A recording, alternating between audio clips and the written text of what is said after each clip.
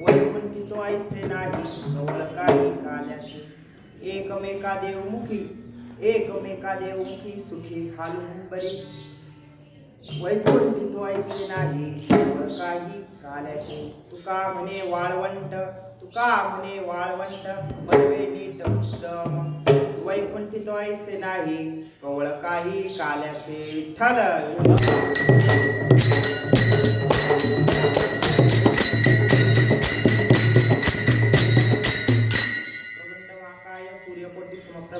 निर्विघ्नं कुरु मे देव सर्वकार्येषु सर्वदा महायोगपीठे तटे भीमरथ्यां वरं पुण्डरीकाय दातुं मुनीन्द्रे समागत्यदिष्टं तमानन्दकन्दं परब्रह्मलिङ्गं भजे पांडुरंगा करू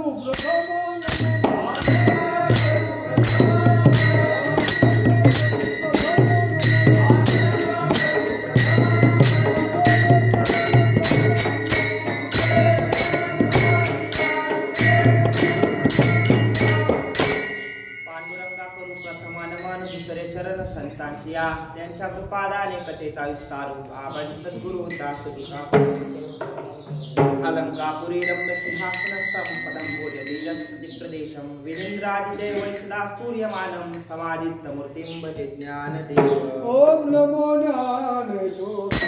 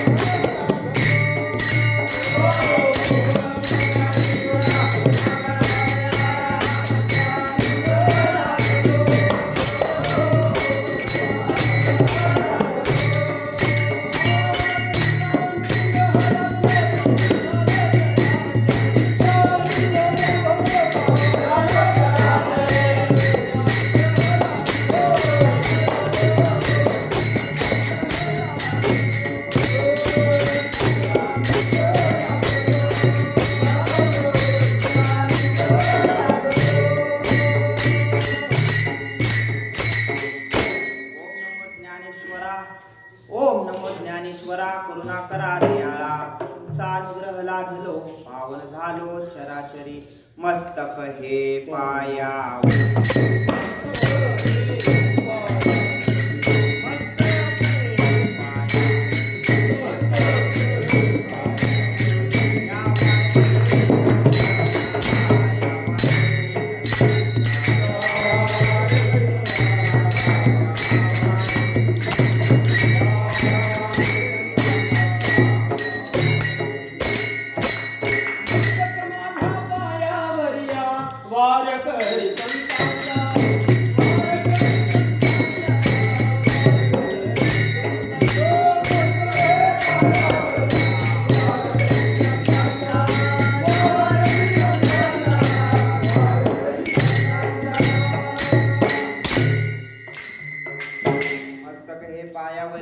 या वारकरी संतांच्या उपजोनिया पुढची काला खाऊ दही भात वैकुंठी तो ऐसे नाही कवळ काही काल्याचे एकमेका देव मुखी सुखी घालू बरी तुका म्हणे वाळवंट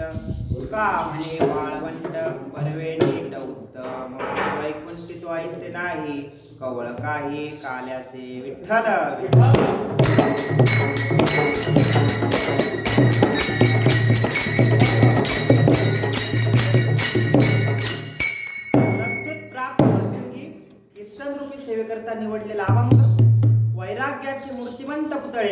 श्रीमंत श्री जगद्गुरु तुकोबारायांचा अभंग असून अभंग सर्वांच्या पाठातला परिचयातला आहे.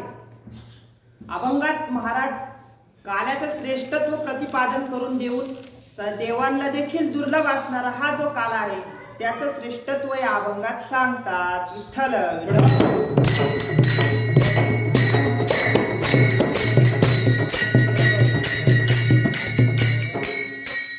अभंग गाथेतील काला या प्रकरणातील अभंग असून अभंगात जगद्गुरु तुकोबाराय काल्याचं श्रेष्ठत्व प्रतिपादन करून देतात. हा जो काला आहे हा देवादेखील देखील दुर्लभ असणारा जो काला आहे तो काला कुठे भेटतो हो? अभंगाच्या दुसऱ्या चरणात. वैकुंठी तोयसे नाही.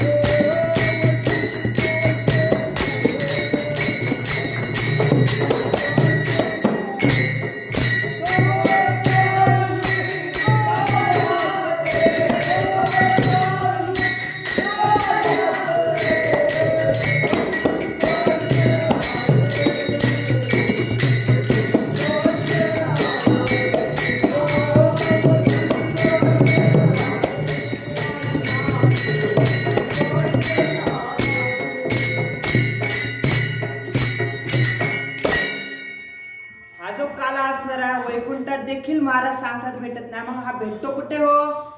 तुमच्या आमच्या घरी का कुठे? तो भेटतो फक्त संतांच्या संगतीत, म्हणजे कुठं? मृत्यू लोकात. म्हणून जो हा काला आहे हा काल्याचा प्रसाद आम्ही घेण्यासाठी पुन्हा जन्माला अवताराला येऊ. म्हणून महाराज सांगतात संतांचा आणि मनुष्याचा जर अवताराचा विचार केला तर संतांना संत स्वइच्छेने येतात आणि स्वइच्छेने जातात. तसं मनुष्याचा व जीवाचा विचार केला तर जीव हा त्याला हेच नाही, स्वतःच्या मर्जीने यायचं नाही आणि जायचं नाही, त्याला यावंच लागतं आणि यावंच लागतं महाराज. आणि संतांचा जर विचार केला तर संत स्वतःच्या इच्छेने येतात आणि स्वतःच्या इच्छेने जातात. हा जर भाग आपल्याला बघायचा असेल तर जगद्गुरु तुकोबारायांचा आपल्याला पाहता येईल. महाराज वैकुंठाला सदैव गेले, परंतु मात्र ते 3 वेळा ह्याच्यावरती आले मृत्यू लोकात. का आले? एक वेळेस निळोपरायांनी त्यांचा दावा केला म्हणून ते आले, दुसऱ्या वेळेस त्यांची मुलगी भागीरथी यांनी दावा केला, आणि तिसरी वेळेस जे आले ते कोणत्या गोष्टी करता आले तर संतजी महाराज जगणारे हे महाराजांचे निस्सीम भक्त होते. त्याचबरोबर जगद्गुरु तुकोबारायांनी यांना वचन दिलं होतं की मी तुमच्या अंत्ययात्रेला मी उपस्थित राहील. परंतु मात्र महाराज तर पुढे गेले होते, वैकुंठाला गेले होते आणि सदैव गेले होते. मग त्यांची अंत्ययात्रा निघाली. वारले ते तेली समाजाचे होते, त्यांच्यात हे करतात, दफन करतात महाराज. खड्डा खाणला महाराज, त्यांचा मृतदेह त्याच्यात टाकला, सर्वांनी माती टाकली त्याच्यावर. मात्र माती टाकून सुद्धा तो जो देह आहे तो वरती त्यांचा न्यायचा. हा भानगड कळाला.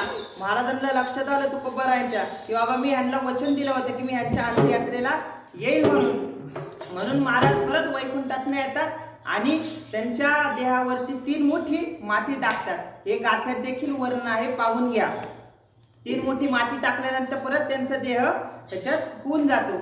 असंच ते संतांचं असतं. संत स्वतः अवताराला येतात, स्वइच्छेने येतात आणि स्वइच्छेने जातात. विठ्ठल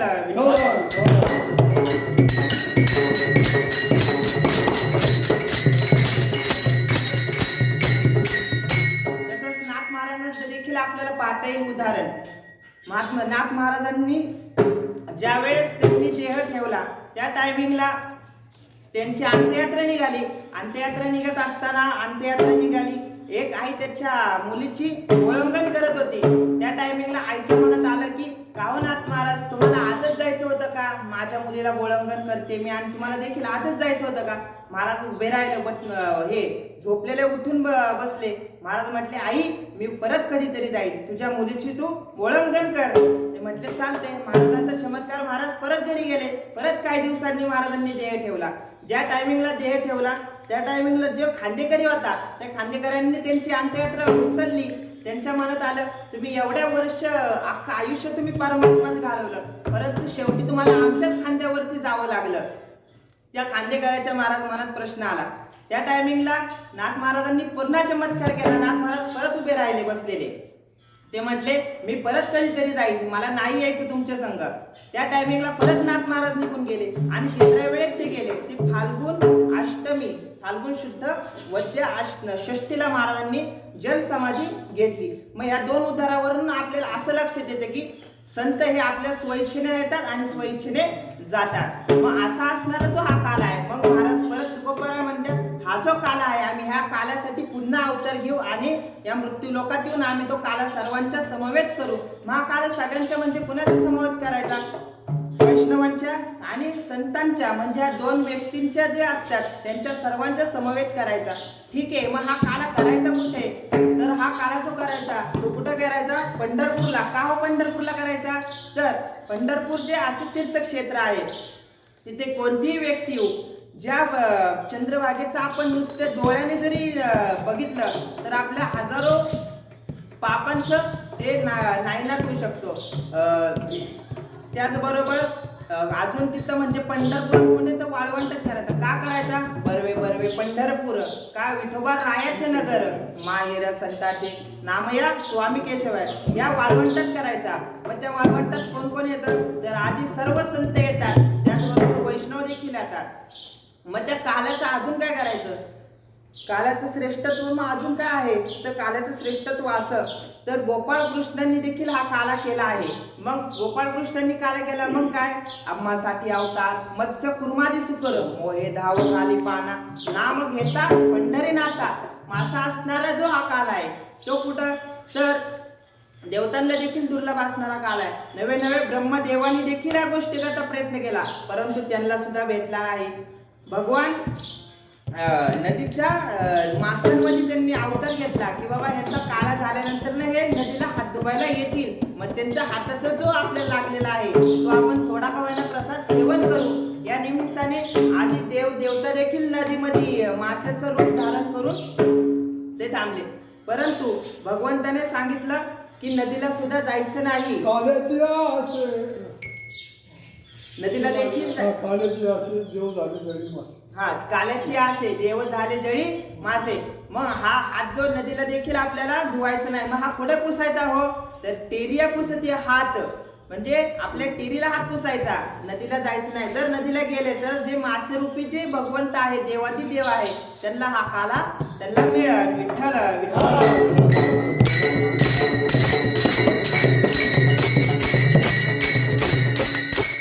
मग या काल्याचं श्रेष्ठत्व, त्याचबरोबर हा काला अजून भगवंताला देखील दुर्लभ आहे. मग हा काला कुठे आहे? तर तुम्हा आमच्या सर्वांच्या संगती मेळेमध्ये तो काला आहे. वैष्णवा संगती सुख वाटे जीवा आणि कमी देवा काय नाही. मा सर्व वैष्णवांच्या संगतीत आणि संतांच्या सहवासात हा जो काला आहे तो प्राप्त करून घेता येतो. त्याचबरोबर ह्या काल्यात काय असतं? हा काला 3 प्रकारचा असतो. एक हरिनामाचा काला असतो, त्याचबरोबर एक जीव शिवाय ह्याचा काला असतो. विठ्ठल विठ्ठल विठ्ठल.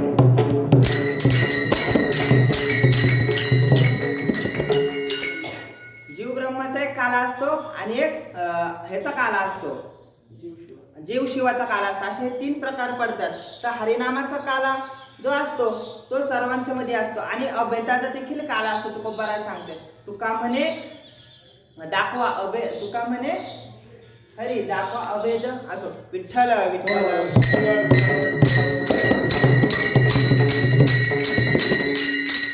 तर हा अभेदाचा देखील काला आहे. त्याबरोबर हे 3 प्रकार काल्याचे पडतात. मग या काल्यामध्ये कुणाचं चरित्र उच्चारायचं असतं? चरित्र ते उच्चारावे केले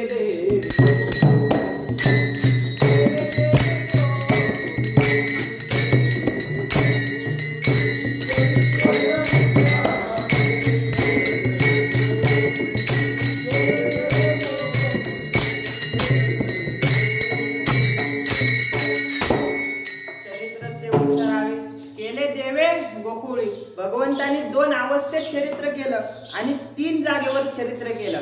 कुठे कुठं? एक मथुरेत, एक द्वारकेत आणि एक गोकुळात. परंतु महाराज सांगतात कुठलं चरित्र उच्चारायचं? तर गोकुळातलंच उच्चारायचं असतं. का हो? तर गोकुळात जे त्यांनी चरित्र केलं त्याच्यासारखं चरित्र कुठंच झालं नाही. चरित्र उच्चारायचं जर असेल तर त्या चरित्राची जी आपण ज्याचं चरित्र उच्चारतोय त्याची आपली हे लागती, तुलना लागती. जसं की एखाद्या पैलवान आणि एखादा मनुष्य साधा माझ्यासारखा लुकडा पातळसर, मी जर त्याचं कौतुक केलं तर काय फरक नाही पडणार त्याला. तो काय म्हणत, काय बाबा तो कुठं मी कुठं. पैलवानाने जर हे केलं, स्तुती केली तर ती त्याच्यात हे ठरली जाते. त्याचबरोबर संतांचं जर भगवंताचं चरित्र जर उच्चारायचं असेल तर त्यांच्या ह्याचं लागतं. म्हणून आपण चरित्र उच्चारू नाही गाव नाही, तसं नाही करायचं, उच्चारायचं. पण ज्या टायमिंगला शेष आणि महेशाची तर असंख्य हे बुद्धिमत्तेचा जर विचार केला तर त्याची असंख्य बुद्धी आहे. तर त्याची बुद्धी त्याच्या स्वतःच्या ताब्यात आहे. आपली स्वतःची इंद्रिय महाराज आपल्या ताब्यात नाहीये. त्याचबरोबर शेषाला 1000 तोंड होती, मात्र तो सुद्धा भगवंताचं चरित्र उच्चारू शकला नाही. आपल्याला तर एकच तोंड आहे, आपण तरी किती उच्चारणार. जसं होईल तसं उच्चारायचं. विठ्ठल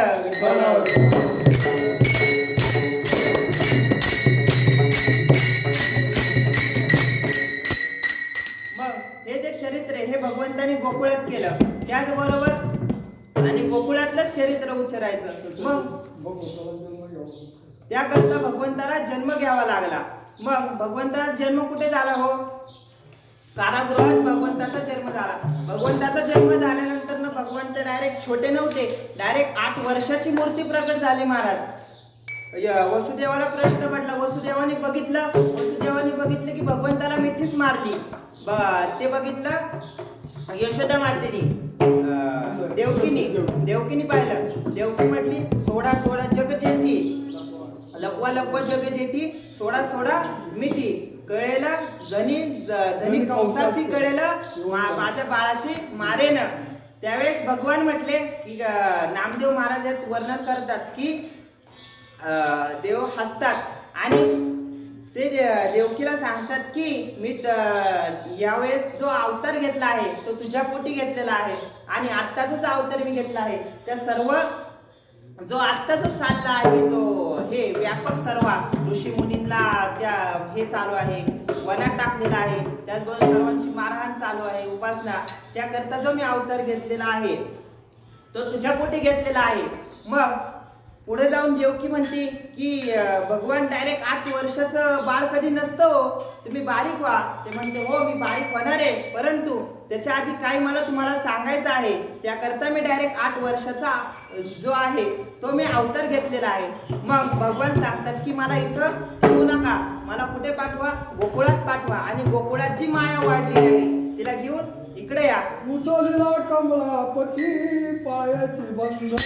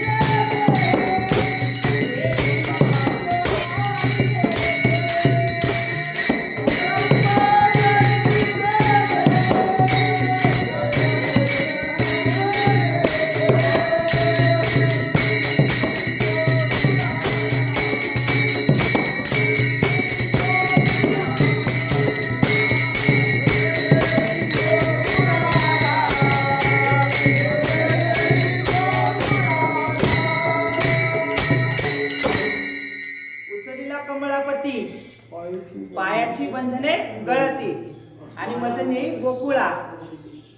हा नंदाच्या घराला, मजने गोकुळा नंदाच्या घराला. तर भगवंताला जसं उचललं की भगवंताला उचलल्यानंतर वासुदेवाला जे बेड्या होत्या त्याचबरोबर तुरुंगात होते, तुरुंगात असल्यामुळं त्यांना बेड्या होत्या, त्याचबरोबर कडेकोट पारा होता महाराज की ह्यांनी कुठे जायचं नाही, इथंच थांबायचं फक्त दोघांनी. त्याच्या भगवंताला उचललं, जसं डोक्यावर घेतलं त्यांनी आणि निघाले चालत. हाताचे त्यांचे बेड्या गळल्या, त्याचबरोबर दरवाजे उघडली, कुलप तुटून पडली. शिपायांना सर्वांना सुद्धित होते, शिपाई झोपले होते. जसं ते चालत होते, मंद मंद पाऊस पडत होता.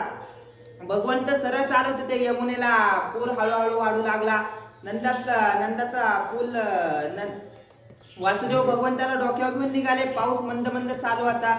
जसं नदीत ते यमुनेच्या गेले, हळूहळू पाणी वाढत आहे. ह्याच्यामध्ये आपल्याला बापाचं आणि मुलाचं जे प्रेम आहे ते आपल्याला कळून येतं.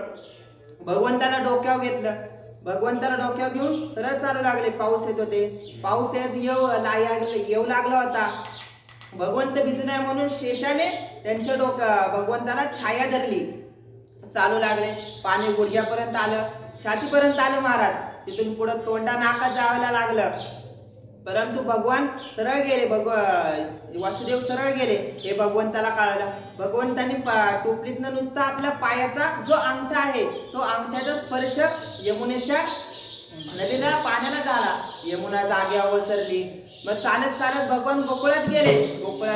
भगवंताला तिथे ठेवलं आणि माईला टोपलीत टाकून रिटर्न आल्याच्या नंतरून परत जसे आले तसे आतमध्ये आले. परत सर्व आतमध्ये आले. परत जे कारागृहाची दारं होती ती उघडली, परत बंद झाली, कुलप लागली. परत भगवान वासुदेव बसले, त्यांना परत ऑटोमॅटिक सगळ्या बेड्या लागल्या. तिथून पुढे मायेला त्यांनी ठेवलं. मायेला ठेवल्याच्या नंतरून दुसऱ्या दिवशी कंसाला कळालं. कंसाने कळाल्याच्या नंतर कंसाला त्या मायेला घेतलं. मायेला घेतल्याच्या नंतर मायेला त्यांनी असं हातात घेऊन जी गोल फिरवणार, माय त्याच्या हातातनं निसटली महाराज आणि ती डायरेक्ट अष्टभुजा देवीचं रूप घेतलं तिने. आणि ती म्हटली, अरे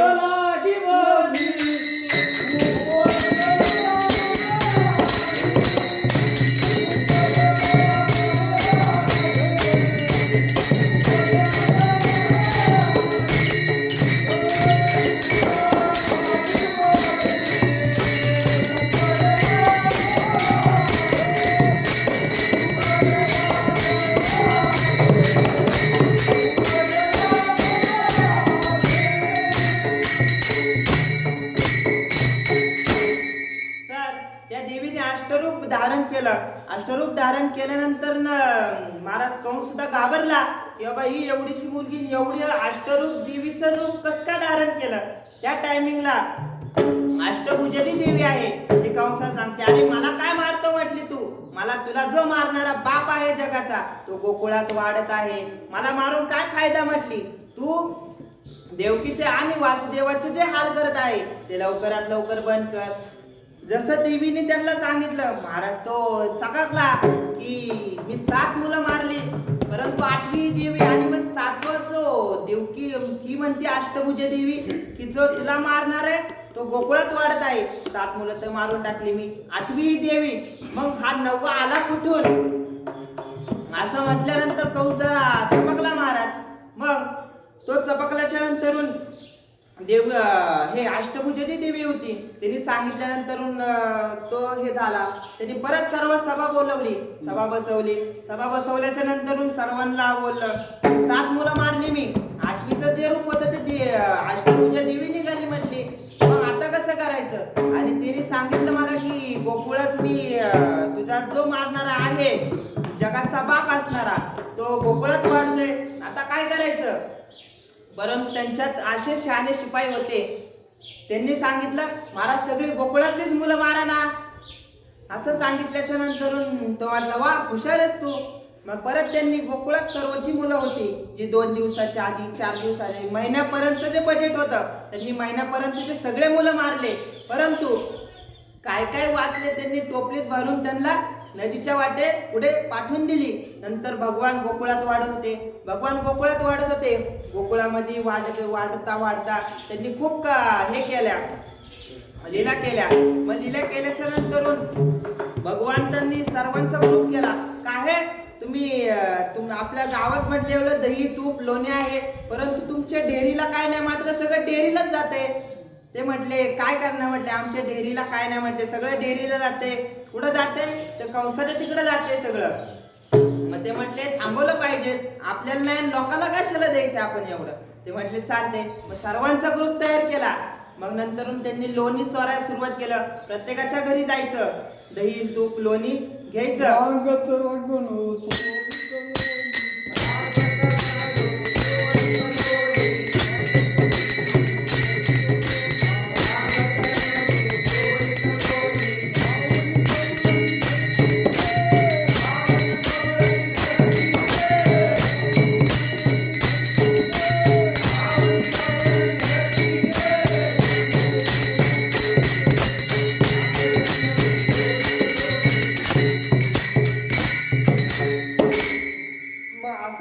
रांगत भगवंताने सर्व लोणी म्हणा तूप म्हणा दूध म्हणा काही सोडलं नाही. सर्व गावांमध्ये त्यांचा अख्खा ग्रुप होता.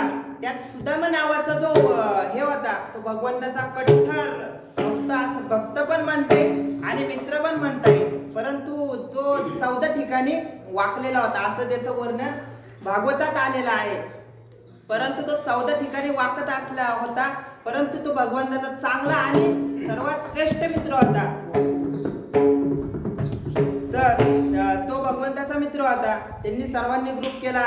नंतर ते प्रत्येकाच्या घरात जायचं, चोऱ्या करायच्या. नंतर ते गवळणी ते माठ घेऊन जायच्या. मग ते माठाचं दुधाचे माठ फोडायचे, दहीहंडी करायची आणि ते सर्व तूप लोणी जे होतं ते सर्व महाराज खाऊन टाकायचे. मग तिथून पुढं गवळणी यशोदेला सांगायला आली. एक गवळण सांगती गवळणीला गाणा तुझा ग गवळण सांगती गवळणीला. तर गवळणीला काय विश्वास हे यशोदेला विश्वास बसना की माझा मुलगा असं करू शकत नाही. एक गवळण गेली की दुसरी गवळण यायची, दुसरी गेली की तिसरी यायची. परंतु यशोदा माता म्हटली असं शक्यच नाही. म्हटली माझ्या घरात एवढे तो तोंड लावून पाहत नाही. म्हटली तुमच्या घरी कशाला चोरी करा येईल तो. परंतु त्यांचा काही विश्वास बसना. मग सगळ्या गवळणी एकत्र आल्या आणि त्या गेल्या यशोदा मातेच्या घरी. यशोदा मातेच्या घरी गेला. ते सांगत्यात गवळणीला की गवळणी तुझा काना गुटवर सोसू धिंगाणा. मग नंतरून त्या सांगितल्यानंतरून परत येत असताना म्हणतात आम्ही गोकुळा राहूये का जावे, आमच्या सुना घेऊन परत ये. मग असं सांगितल्याच्या नंतरून तिथं यशोदा मातेला देखील परत विश्वास बसत नव्हता. परंतु यशोदा माता म्हटली आता इथून पुढे बाहेर जायचं नाही, तू घरातच बसायचं. मग आता घरात बसायचं करायचं काय. मग घरातच चोरी करताना एकदा पकडला गेला. घरात चोरी पकडल्यानंतरून यशोदा माता खूप रागवली त्याच्यावरती महाराज. मग रागवल्यानंतरून यशोदा माता म्हटली आता तू शाळेत जायचं. कोणत्या शाळेत जायचं, हे आपल्या शाळेत नाही. तिथं जायचं भात खायचं आणि यायचं नव्हे रे. त्या शाळेत जायचं कुठल्या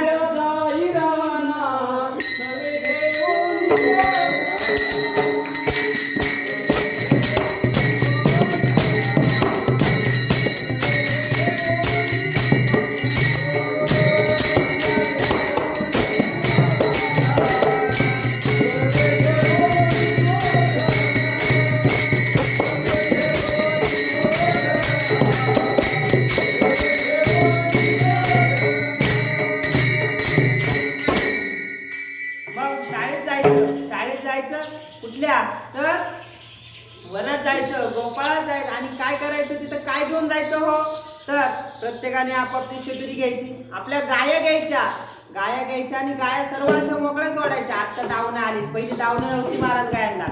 गाया अशा मोकळ्या सोडायच्या. गायांनी इकडं जा तिकडं चरायचं वगैरे, काय खायचं ते खायचं, पाणी बिनी प्यायचं. तर गाया त्या चरस यांनी काय करायचं, मग यांनी खेळ खेळायचे. कोणते खेळ खेळायचे हो आपला आत्ताचे क्रिकेट बॅटबॉल परत व्हॉलीबॉल हे आत्ताचे खेळ महाराज. परंतु त्यांचे त्यावेळेसचे खेळ कोणते अबक दुबक त्रिबक फोडा त्रिगुण खेळ मांडू. अबक दुबक त्रिबक फोडा त्रिगुण खेळ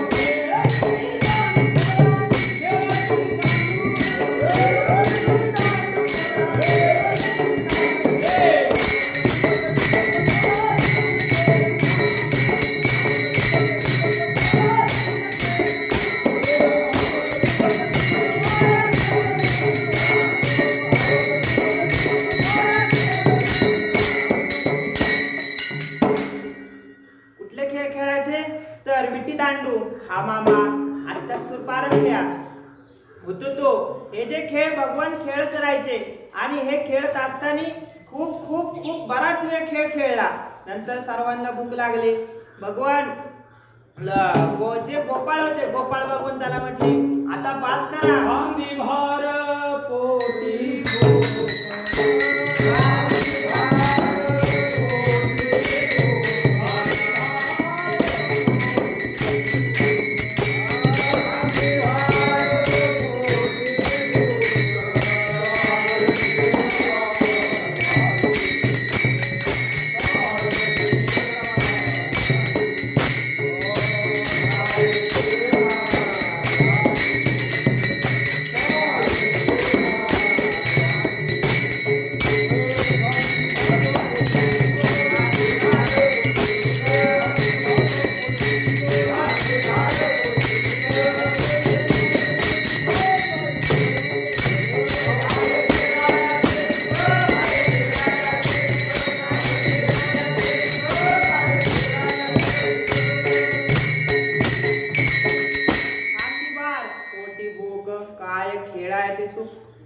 महाराज ते एवढे खेळ खेळले त्यांना अक्षरशः भूक लागली. भगवंताला म्हटले भगवंता बास करा आता भूक लागली. भगवंत म्हटले खडकी सोडी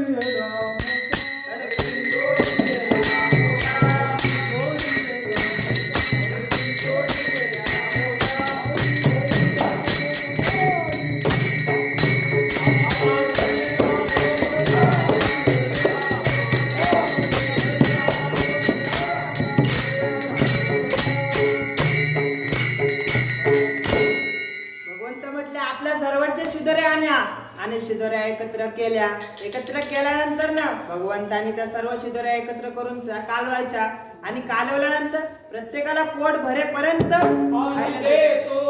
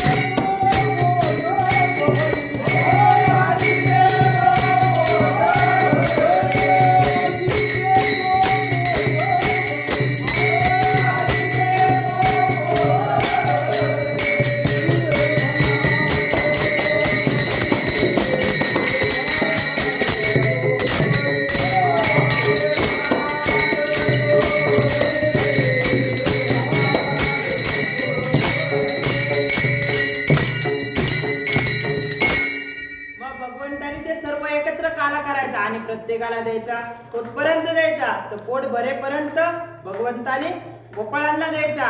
मग परत संध्याकाळ व्हायची. संध्याकाळ झाल्यानंतर परत सर्व आपल्या गायी घ्यायच्या, परत आपापल्या घरी जायचा.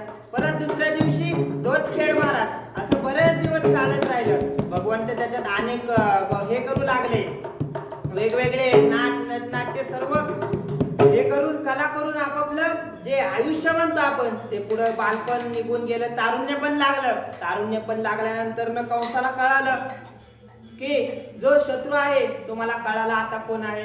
मग कंस जो असतो तो यशोदा मातेला सांगतो की तुझा जो मुलगा आहे तो माझा भाचा लागतो म्हटले.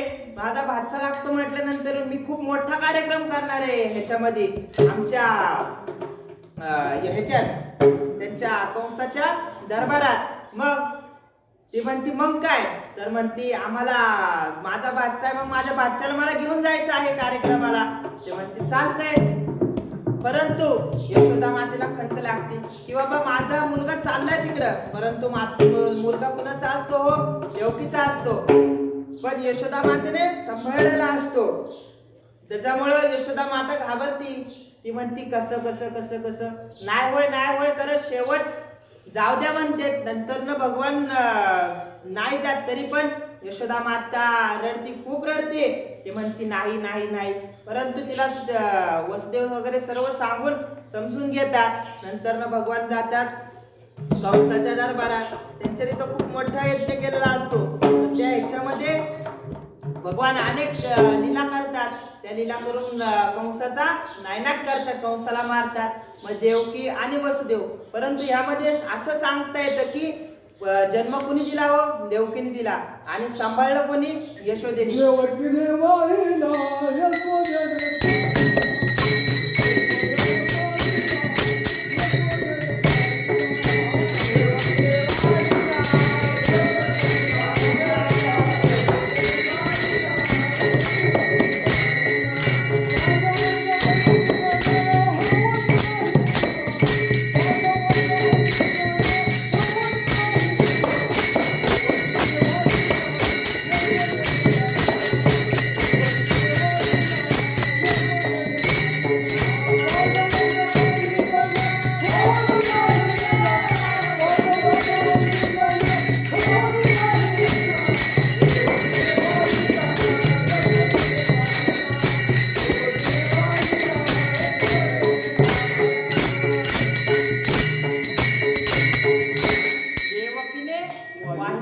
आणि यशोदेने सांभाळिला.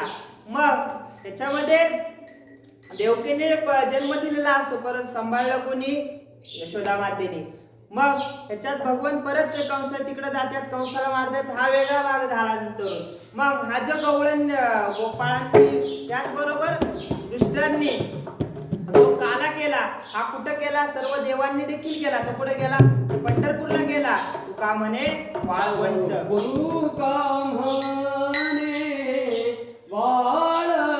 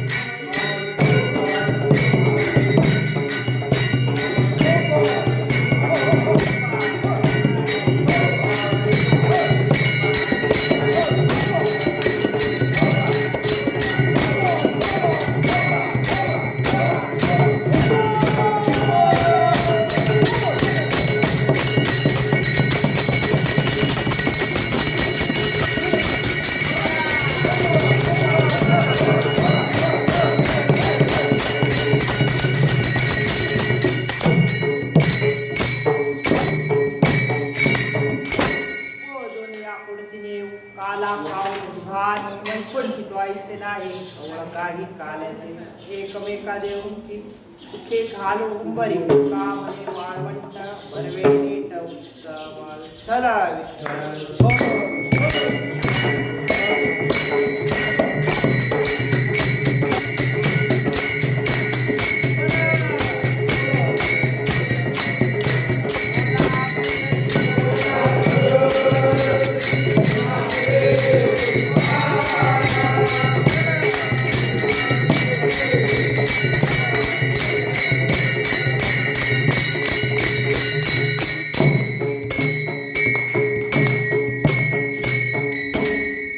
मग काही साधक लोक तुकोबरायांना प्रश्न विचारतात की का हो तुकोबराय तुम्ही जो काला करताय तो पंढरपूरलाच का करताय आणि जो तुम्ही काला करताय तर तुम्ही हा काला कसा करणार आणि एकमेकांना देणार कसा अभंगाच्या 3ऱ्या चरणात एकमेका घालू एकमेका देऊ एकमेका देऊ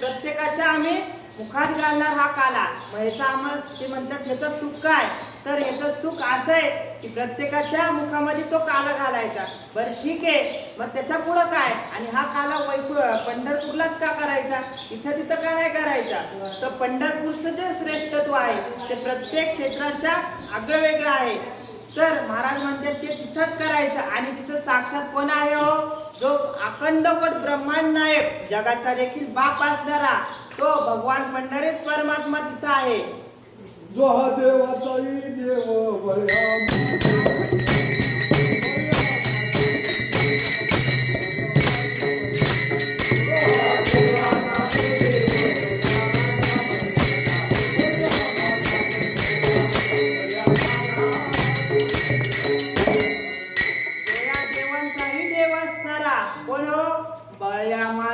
पंढरीराव जो या देवांचाही देव तो स्वतः तिथं उभा आहे मग त्याच्याच प्रांगणात म्हणजे वाळवंटात हा काला करायचा मग काल्याचं श्रेष्ठत्व अजून काय हो तर हा जो काला आहे तो प्रत्येकाच्या आम्ही समवेत करणार कोणाच्या समवेत करणार वैष्णवांच्या आणि संतांच्या मग यांच्या सर्व संत आणि वैष्णवांच्या समवेत हा काला करायचा आणि कुठे करायचा तर पंढरपूरला मग काही साधक लोक अजून पुढे जाऊन प्रश्न विचारतात कारण पुढच्या चालीचे असतात ते म्हणून अजून पुढे जाऊन विचारतात की का हो तुकोबर आहे तुम्ही इथं तिथं करत नाही पंढरपूरच का तर नामदेव महाराज वर्णन करतात की बरवे बरवे पंढरपूर बरवे बरवे पंढरपूर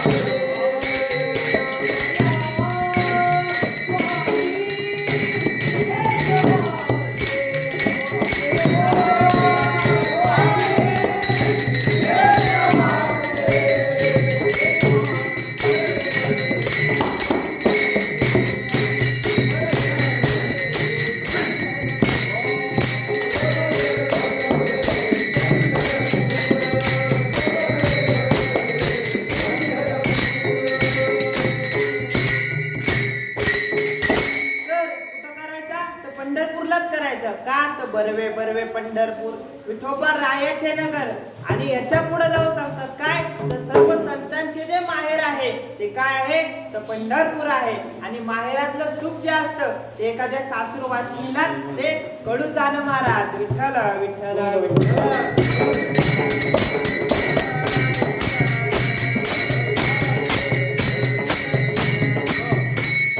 मग हा जो काला आहे तो सर्वांच्या समवेत करायचा ही पण गोष्ट ठीक आहे.